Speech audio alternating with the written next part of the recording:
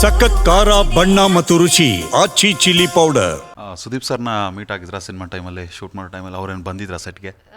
ಇಲ್ಲ, ಸೆಟ್ಗೆ ಬಂದಿರಲಿಲ್ಲ, ಬಟ್ ಮುಹೂರ್ತಕ್ಕೆ ಬಂದಿದ್ದರು ಅವರು. ಸೊ ಆ ಟೈಮಲ್ಲಿ ಮೀಟ್ ಆಗಿದೆ. ಆವಾಗ ಒಂದು 2 ಮಿನಿಟ್ಸ್ ಮಾತಾಡೋಕ್ಕೆ ಸಿಕ್ಕಿದ್ರು. ಸೊ ತುಂಬ ಖುಷಿ ಆಯ್ತು ಅವ್ರ ಜೊತೆ ಮಾತಾಡಿ. ಏನಾದರೂ ಹೇಳಿದ್ರಾ ಚೆನ್ನಾಗಿ ಮಾಡಮ್ಮ ಆ್ಯಕ್ಟಿಂಗ್ ಹಾಗೆ? ನಾನು ಆ್ಯಕ್ಚುಲಿ ಅವ್ರಿಗೂ ಅದು ಹೇಳಿದೆ.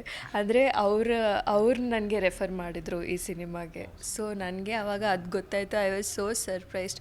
ಸೊ ಆಬ್ವಿಯಸ್ಲಿ ಮಿಕ್ಕಿ ಟೈಮ್ ನಾನು ಹೇಗೆ ಅವ್ರಿಗೆ ಥ್ಯಾಂಕ್ ಯು ಹೇಳಿ. ಸೊ ಮುಹೂರ್ತ ದಿನ ಬಂದಿದ್ರಲ್ವ, ಸೊ ನಾನು ಬೇಗ ಹೋಗ್ಬಿಟ್ಟೆ ಅವ್ರ ಹತ್ರ. And like 2 minutes of gap ಇತ್ತು. ಸೊ ನಾನು ಹೋಗ್ಬಿಟ್ಟು ಹೇಳಿದೆ, sir thank you so much for recommending my name. Because ಯೋಚನೆ ಮಾಡೋಕ್ಕಾಗಲ್ವಲ್ಲ, like a superstar recommending your name to a film for his nephew. So thank you so much ಅಂತ ಹೇಳಿದೆ. So ಅವರು no ಈ character, because you suit this character, that's you have got the role ಅಂತ ಹೇಳಿದ್ರಲ್ಲ.